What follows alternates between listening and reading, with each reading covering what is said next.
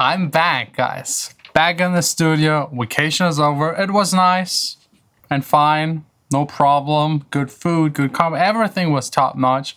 But being back in the studio is still the best feeling in the world. I could now go hug my speakers and all my gear and stuff like that, but I don't actually have the time for it. My new single, Watch Me Burn, will be released in a week, so a lot of promotional stuff to take care of. And the following single, that is called Save the Day, also needs to be released and finished. Like, I finished it already, like 99.9%, but there is some feedback that I got back from the label, some tweaks, especially concerning the main synthesizer sound. I just want to get it up there, like one notch up, one level up, how to make like a synthesizer sound that really convinces and carries an entire track. So I'll share that with you, explain you how I do it. And since usually when I do these more tutorial-based kind of videos, people complain about that they can't afford the synthesizers, the plugins, and all that kind of stuff, I will actually do it in the box using a software bundle that is right now on sale. It's just like $50, and it contains every plugin you will ever need to mix, master your music. It includes so much stuff, I actually have to look it up. There's no way to remember all of that. It's just $50 right now. It contains products and plugins worth $1,330. And it includes Stutter Edit 2, Trash 2, Iris 2, Break Tweeter, the entire element suite, which in itself again contains ozone elements, neutron elements, RX elements, Nectar elements, also Phoenix, Reverb. Very good, which is just really crazy if you think about it. I think this offer ends at the end of the month, so hurry up. Again, it's linked down below. And now let's open up Logic, let's open up that song and use that stuff that you can also get for very inexpensive to spice up the synthesizer sound. Fighting. So would you follow me? So let's first start with the unprocessed sound versus the processed, and then run you through every single element that I used on this. Very happy with the sound so far. This is like the main synthesizer of the entire song. It's like on the drop, it just runs with kick and bass. Sounds fantastic, and it's actually quite simple to make. It was done with like a synthesizer. It's just like a standard plug kind of sound anyone should be able to get in an instance. Nothing special about it. Let's listen to it without any of the processing.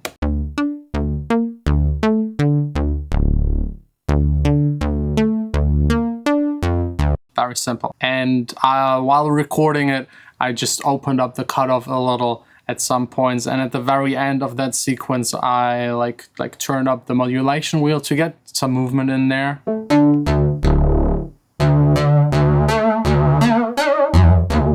Very simple, very standard, but that's of course not as we can leave it to be usable in a song. It's just like too boring. So the first thing I did on this one was actually use Ozone 9. Again, it's part of this bundle, very inexpensive. I used the Equalizer in there. I sometimes prefer it to the one in Logic just because it looks different, has different settings to it. You can switch it from stereo to mid-side, left, right. So you can, for example, on a main sound, just take away the low frequencies. Here, I took away the low frequencies on everything, just a safety low cut to get rid of the mud and rumble. And then second, the imager in a quite extreme setting, making everything above, what is it, like 300, yeah, right around 300 hertz, everything extremely stereo. You can see then the vector scope, how it's like spreading everything to the side. This just makes it sound big. I think that's really a big part, especially of electronic dance music. If the main synthesizer is like the core thing of the song, and if there is no vocal, nothing competing against it, make it as big, as wide as possible. Then I got a little bit of OTT on it, just always helps. One of my favorite plugins, not a whole lot of people talk about, that is also part of this bundle again, is Trash 2. It's like a distortion crushing, bit crushing kind of unit that helps you just to gridden things up and make them sound less boring.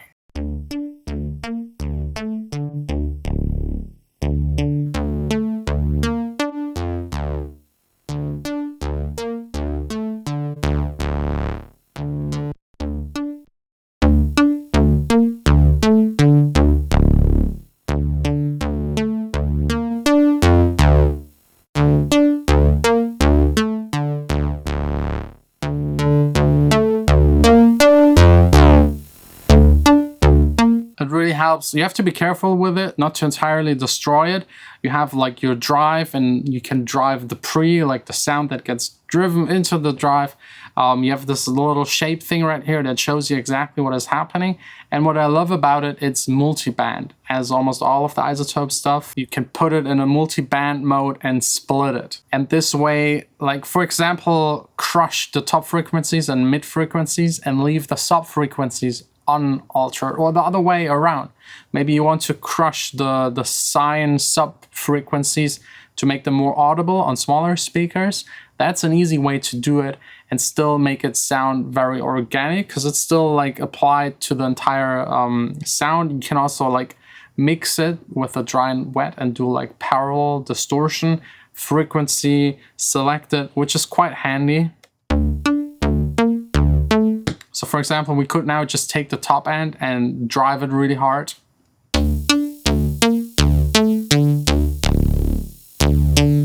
Gives you a lot of that sheen and fizz. Also, unfortunately, brings up the noise again. That's like just an exaggerated example, but I love that. Like, not a whole lot of plugins do multi-band distortion in this kind of way. And of course, there are like millions of presets.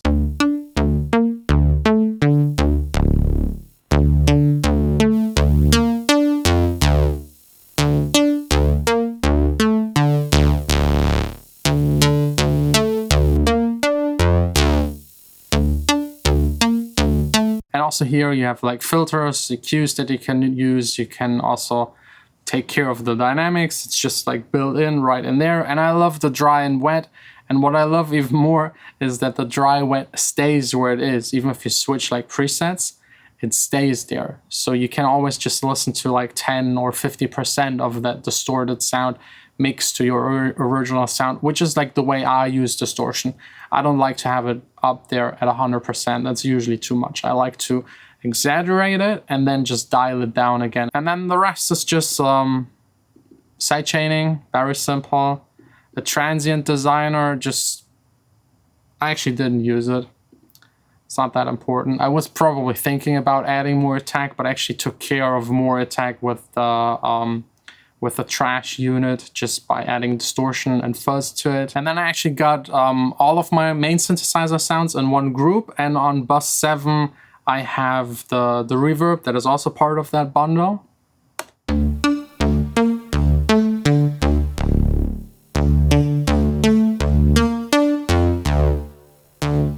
And then some delay just to give it movement and like make it like move around both of the speakers a little.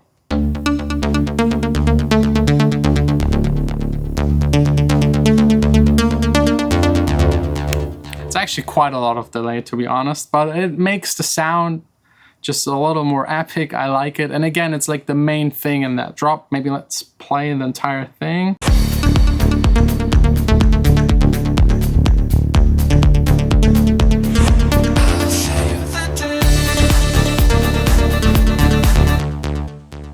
It really helps to glue everything together, and this track has a lot of space, enough space to make it possible to crunch it up a little and make sure that it has like the stereo movement in there.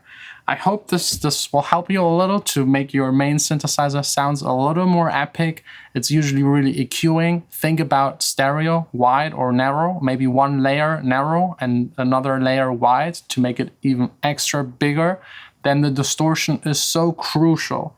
Like, it's so underestimated. I hear so many songs where it's just like a clean synthesizer sound and it just sounds instantly boring. Just crunch it up a little. I know that you might be afraid of it because it's destroying the sound and makes it less clean, and we all want to have a clean mix, but actually that roughness is what makes it sound like interesting and as an entire mix clean again. So have it in there. It's really just that much more interesting, and then just a nice lush reverb to tie it all together. And you're there. I got here in this example, because it's like what I'm playing you is the last drop. I got actually 2 more synthesizer layers, some very basic sounds. Also, they are totally crushed with trash. That sounds kind of funny, but like with the trash plugin all together.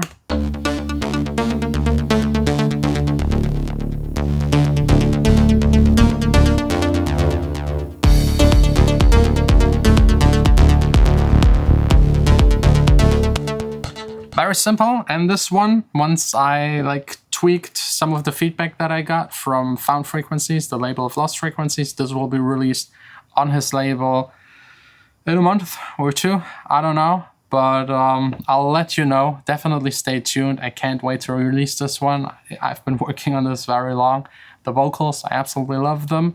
Can't play them as of right now anymore since like there's a contract and stuff like that.